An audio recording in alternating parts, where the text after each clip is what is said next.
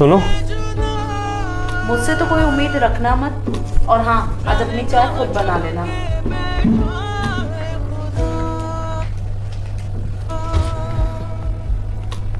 माँ। मुझसे तो कोई काम मत ही करवा, मेरी तो उम्र हो गई है बेटा। बहन। अरे मुझसे मत कहिए भाई, आप खुद उठा के पी लीजिए ना पानी। मैं तो ये बोल रहा था आप लोग से कि मेरी सैलरी आ गई है। अरे तो पहले बोलना था ना।